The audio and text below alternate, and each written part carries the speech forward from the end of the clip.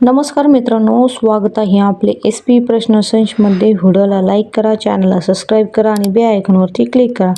चला तर मग मित्रांनो, व्हिडिओला सुरुवात करूया. कोणता आजार असलेल्या लोकांनी शेंगदाणे खाऊ नये या प्रश्नाचे पर्याय आहेत. 1 कॅन्सर, 2 अम्लपित्त, 3 दमा, 4 मधुमेह.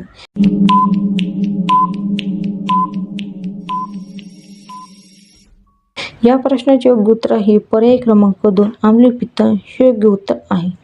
भारताच्या राष्ट्रीय चिन्हात किती सिंह आहेत या प्रश्नाचे पर्याय 1 4 2 3 3 2 4 6.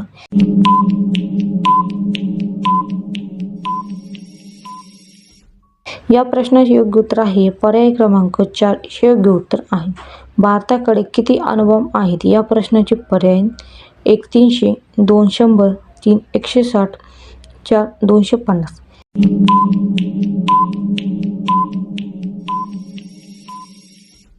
या प्रश्नाचे योग्य उत्तर आहे पर्याय क्रमांक 3 160 हे योग्य उत्तर आहे.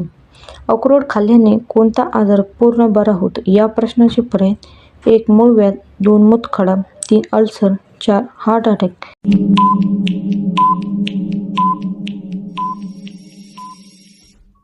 या प्रश्नाचे योग्य उत्तर आहे पर्याय क्रमांक 4 हार्ट अटॅक हे योग्य उत्तर आहे. कोणत्या देशात कुत्र्याचे मांस खातात या प्रश्नाचे पर्याय 1 जपान, 2 चीन, 3 अमेरिका, 4 भारत.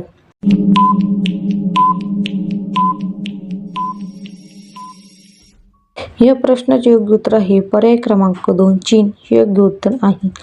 भारताची राष्ट्रीय नदी कोणती आहे या प्रश्नाचे पर्याय 1 गंगा, 2 यमुना, 3 ब्रह्मपुत्र, 4 नर्मदा.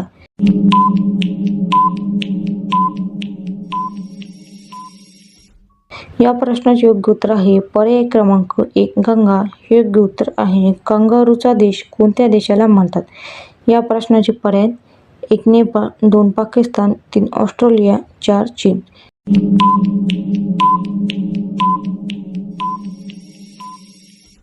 या प्रश्नाचे योग्य उत्तर आहे पर्याय क्रमांक 3 ऑस्ट्रेलिया हे योग्य उत्तर आहे.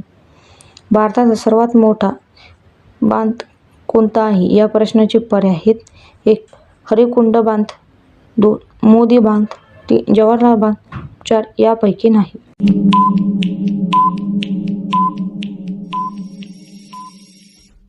या प्रश्नाचे योग्य उत्तर आहे पर्याय क्रमांक 1 हिराकुंड बांध हे योग्य उत्तर आहे. भारतात अणुबॉम्ब कोणत्या महापुरुषाने बनवला होता या प्रश्नाचे पर्याय 1 महात्मा गांधी, 2 सरदार पटेल, 3 पंडित नेहरू, 4 अब्दुल कलाम.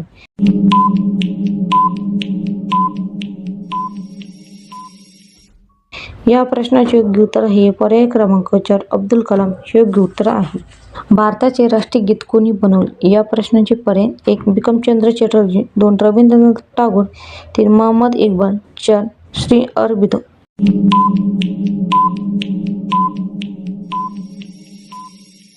या प्रश्नाचे योग्य उत्तर आहे पर्याय क्रमांक 2 रवींद्रनाथ टागोर हे योग्य उत्तर आहे. धन्यवाद मित्रांनो, व्हिडिओला लाईक करा, चॅनलला सबस्क्राईब करा आणि बेल आयकॉनवरती क्लिक करा. धन्यवाद.